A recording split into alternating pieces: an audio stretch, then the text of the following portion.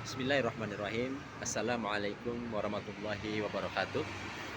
Alhamdulillahirabbil alamin. Wassalatu wassalamu ala asrofil anbiya'i wal mursalin wa ala alihi wa sahbihi rasulillahi ajmain.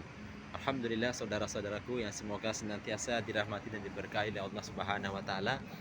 Alhamdulillah, malam hari ini kita berjumpa kembali dalam video singkat yang sengaja senantiasa Ana buat setiap hari untuk bagaimana agar kita senantiasa saling ingat mengingatkan, watawassaw bil haqqi watawassaw bis sabri. Baiklah teman-temanku, di video singkat malam hari ini Ana ingin menyampaikan bahwasanya setelah ilmu agama ada lagi ilmu yang lebih penting yang perlu kita amalkan atau perlu kita ketahui, yaitu ilmu tentang kesehatan.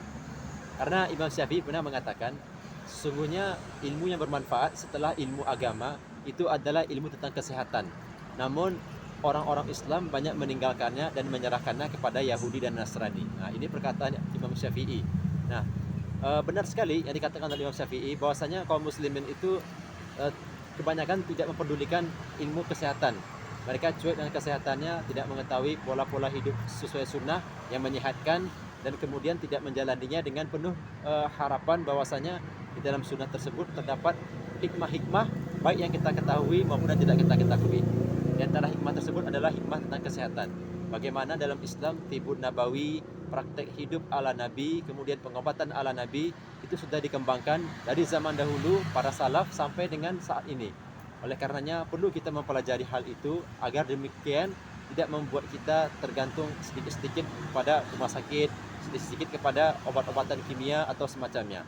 Nah, oleh karena itu ada beberapa hal yang perlu kita perhatikan agar kita mampu untuk mencerna bahwasanya agama Islam ini dengan segala kesempurnaannya telah memberikan kepada kita solusi, termasuk dalam perihal masalah kesehatan fisik kita, tubuh kita, jasmani maupun rohani.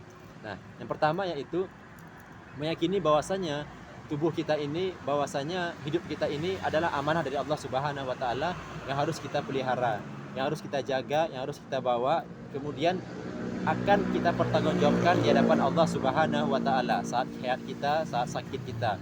Oleh karenanya, mari kita jaga diri kita ini agar senantiasa sehat untuk taat kepada Allah Subhanahu wa taala, tentunya dengan menjaga sunnah-sunnah Nabi, berpuasa, kemudian bersiwak, kemudian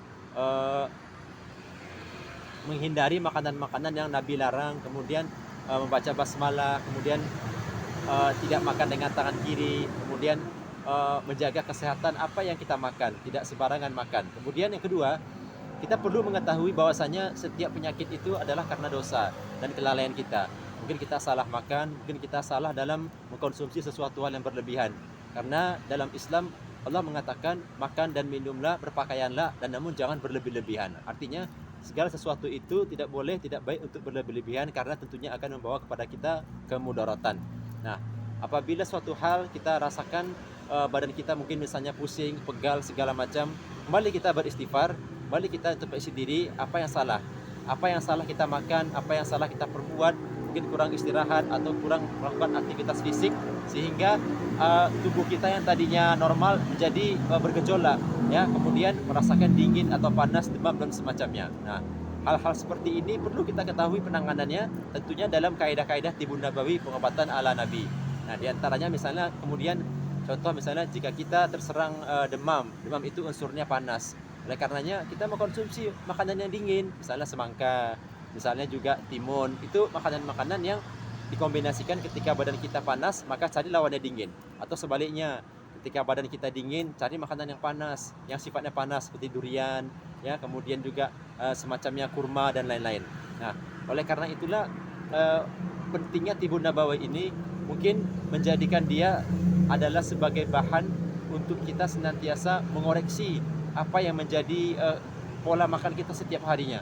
Oleh karenanya kaum muslimin tidak bisa lagi keluar daripada cara-cara Nabi, ya, apa yang dimakan, jam berapa kita makan, kemudian berpuasa tersebut sunnahnya makan apa, lalu ada cara-caranya. Dan setelah berbuka puasa ada makanan yang jangan kita makan, ada makanan yang nggak boleh berlebihan, ada makanan yang untuk menjaga kondisi fisik, karena Rasulullah itu mengatakan beliau makan itu, lambungnya seorang muslim itu pertama untuk nafas, yang kedua untuk air. Yang ketiga untuk makanannya. Nah, maka dibagi sepertiga, sepertiga, sepertiga.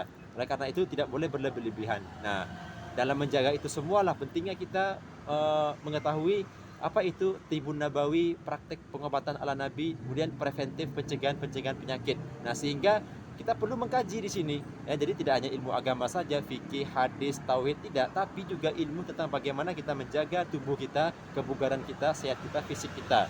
Misalnya kita tata cara mandi pagi itu tidak boleh langsung disiram kepala. Dalam Islam telah diajarkan mandi dari urutan kaki, urutan tangan dan segala macamnya. Kemudian sunnah-sunnah yang sederhana, misalnya motong kuku.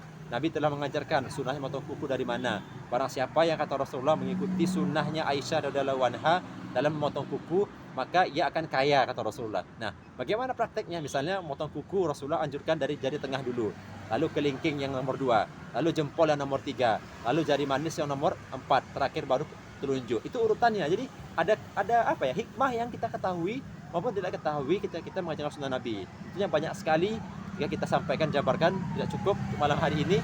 Itu saja mungkin yang bisa Anda sampaikan. Subhanakallahumma wa bihamdika, asyhadu alla ilaha illa anta, astaghfiruka wa atubu ilaik. Assalamualaikum warahmatullahi wabarakatuh. Tetap sehat, tetap semangat untuk taat kepada Allah Subhanahu wa taala.